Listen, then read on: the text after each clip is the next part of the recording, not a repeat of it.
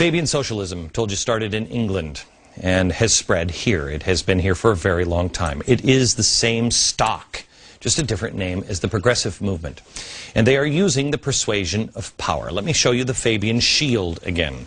This is the shield. This is their coat of arms. Can you tell me what that is? That is a wolf in sheep's clothing. Now, why would you have that as your logo? There's another logo of the Fabian socialist. It is this, the turtle, with the words underneath, "When I strike hard." A turtle isn't exactly used as a common animal for imagery. Why the turtle? Because it's slow, steady. They make progress. And when they strike, it is the doctrine of inevitability of gradualism. He is gradually coming, but when he's ready, he strikes, and he strikes hard. And they are about to strike globally. I want to show you something that hit me this weekend when I heard about the elections in Brazil. Look at the globe and the elections and who's in charge. First we go to the UK. It all started there, Fabian Society. Did you know that since 1997 there have been around 200 Fabian MPs in the Commons, including nearly the entire cabinet, including Tony Blair? Australia, the new Prime Minister is in the Progressive Australian Party, was formerly in the Socialist Forum. Now she has denied that she's a communist. She told the press, and of course they didn't follow up on this, that she was just a secretary for the communists, licking envelopes. In Brazil, Lula, the Workers' Party, first elected in 2003. Well, he's picked his successor, and expected winner now is a woman. She's great.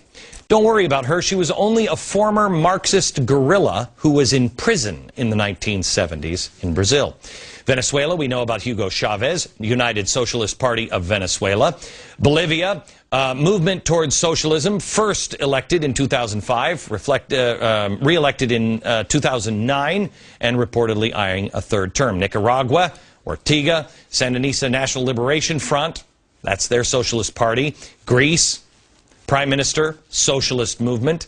Austria, Social Democratic Party. Oh, kind of like the people that were marching this last weekend at the mall. Portugal, Socialist Party, first elected 2005. Slovenia, Prime Minister, Social Democrat.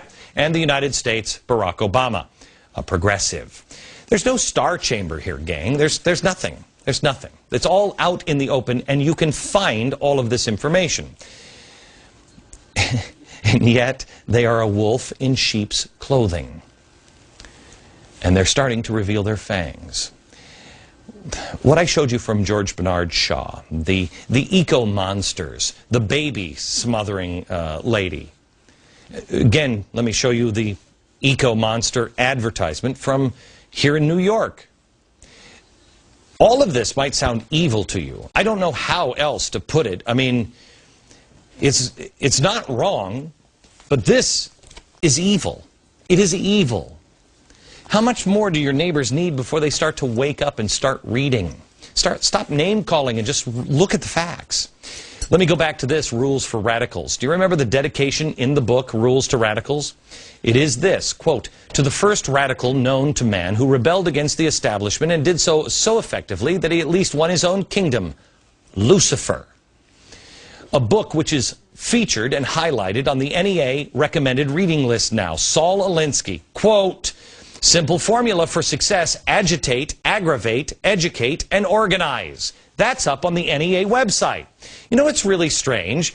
One of the early famous slogans for the Fabian Society was educate, agitate, and organize.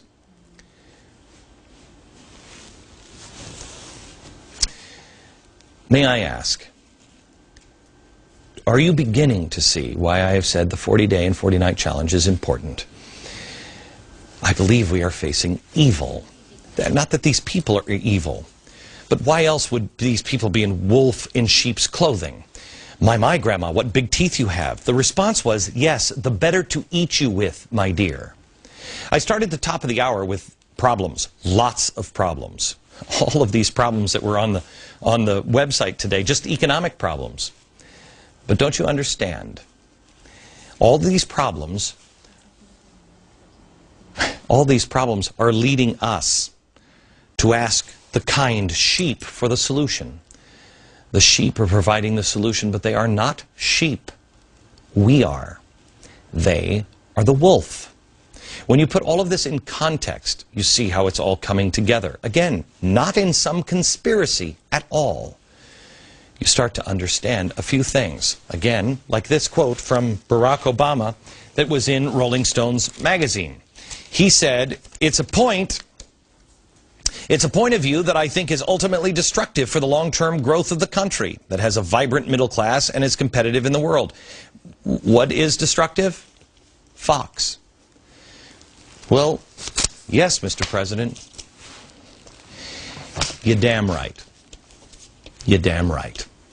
We are dangerous to this kind of ideology. We're shepherds. And we'll protect the flocks as long as we can. Flocks, time to wake up. Back in a minute.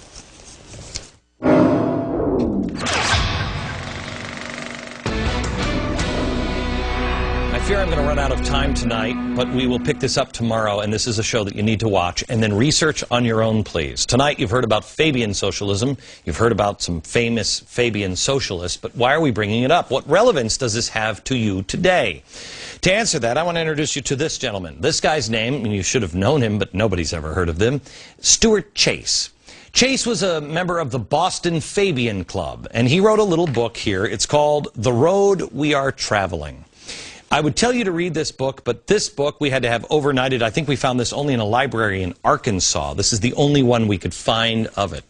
In this book, he outlined more than a dozen things that he observed that were happening that would result in replacing the free enterprise system. Now, he said the free enterprise system would be replaced by something he envisioned just called X, because the structure was still being molded. The names he threw around were socialism, state capitalism, which is exactly what the world is headed for, and that's what all the globalists call it, China, state capitalism, and fascism. However, he said these terms would only lead to confusion, so he only called it X. But here are the things that he saw. He said the first one is a strong centralized government. Now, do we have a strong centralized government? An executive arm growing at the expense of legislative and judicial arms. How many unelected czars are there in this administration? The number 3 thing on the list was control of credit, banking, and security exchanges by the government. Bailouts, takeovers, massive new financial regulation. Another characteristic was the underwriting of employment by the government, either through armaments or public works. How about the temporary jobs for 225,000 census workers? Number 5, the underwriting of Social Security by the government, the old age mothers' pensions, unemployment insurance, and the like. Social Security, check. Old age pensions for unions, yeah. Union leaders, check. Unemployment insurance, done. If you look at this list, is there anything on this list that we haven't accomplished? Anything. And this is just the first baker's dozen. We'll give you a few more. And then why would we go to all the trouble to find this book when the war ends? Why would we go to all this trouble? Who cares? How's important? We'll tell you next.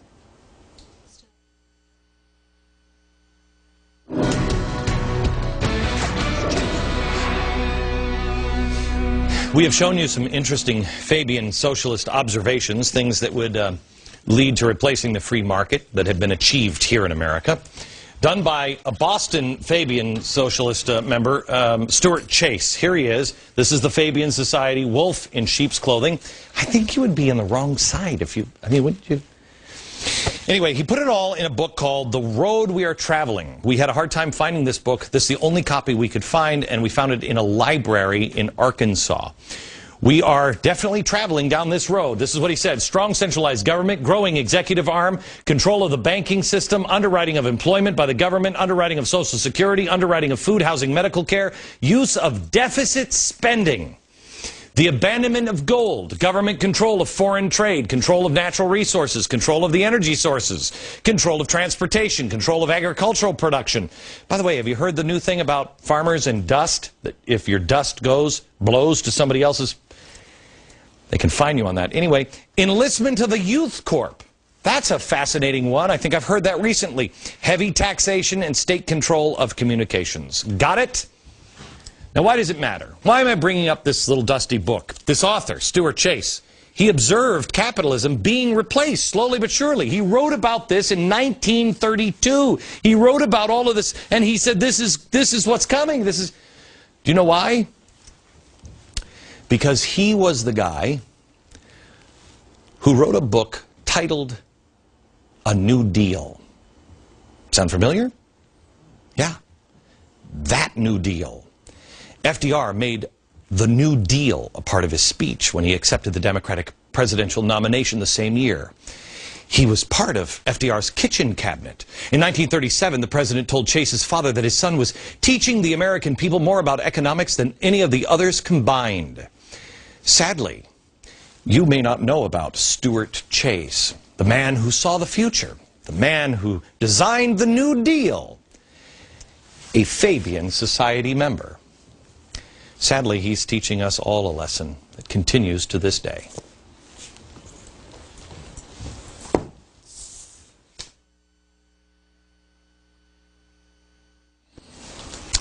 You don't want to miss tomorrow's show. We continue this tomorrow with some clarification. Spend a little more time because we've covered a lot of ground.